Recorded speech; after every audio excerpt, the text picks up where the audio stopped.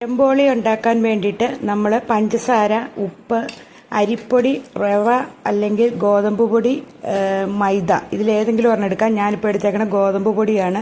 അതിലേക്ക് ശകലം വെള്ളം ഒഴിച്ചിട്ട് നന്നായിട്ട് കുറുക്കി എടുത്ത ശേഷം 2 ഏത്തപ്പഴം നടുകെ മുറിച്ച് അതിലേക്ക് ഇടുന്നു. 4ആയിട്ട് വേണമെങ്കിലും മുറിക്കാം.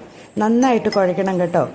ശകലം മഞ്ഞപ്പൊടിയും കൂടെ ചേർക്കണം. മഞ്ഞപ്പൊടി, ഉപ്പ്, പഞ്ചസാര, ഗോതമ്പ് പൊടി ഇത്രയുമാണ് ഞാൻ എടുത്തേക്കുന്നത്. അതിലേക്ക് 2 പഴം ഇട്ട ശേഷം അത് നന്നായിട്ട് ഇളക്കി എണ്ണയിലിട്ട് വറുത്ത് കോരി കഴിയുമ്പോൾ നമ്മുടെ എന്നാ പറയുന്നത് ഏത്തപ്പഴ ബോളി റെഡി ആയിട്ടുണ്ട്. എളുപ്പം ഉണ്ടാക്കാം. ഒരു 4 മണി പലഹാരമായിട്ടൊക്കെ ഉണ്ടാക്കാം. പിള്ളേർക്കൊക്കെ ഇഷ്ടമാണ്. പഞ്ചസാര ചേർക്കേണ്ടവർക്ക് ചേർത്താൽ മതി. നിർബന്ധമൊന്നുമില്ല. നല്ല പഴുത്ത പഴമാകുമ്പോൾ മധുരം കാണും.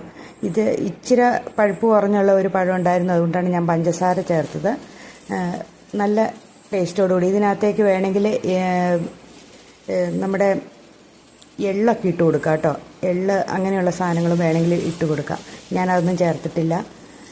എന്നിട്ട് ബാലൻസ് ഉള്ള മാവ് അതിലേക്ക് തന്നെ ചേർത്ത് വെക്കണം. മൈദയും കൊണ്ടാട്ടോ അധികം എല്ലാവരും ഉണ്ടാക്കുന്നത്. അപ്പോൾ ഇച്ചിരി ബലത്തിലിരിക്കും മൈദയ്ക്ക് ഉണ്ടാക്കുമ്പോൾ. ഞാനിത് ഗോതമ്പ് പൊടിയും കൊണ്ടാണ് ഉണ്ടാക്കിയത്. ചിലർ റവയും കൊണ്ട് ഉണ്ടാക്കുന്ന കണ്ടിട്ടുണ്ട്. അരിപ്പൊടിയും കൊണ്ട് ഉണ്ടാക്കിയിട്ടുണ്ട്. നല്ല കറുമുറാന്നിരിക്കും. ഇപ്പം ഏത് വേണമെങ്കിലും ഉപയോഗിക്കാം.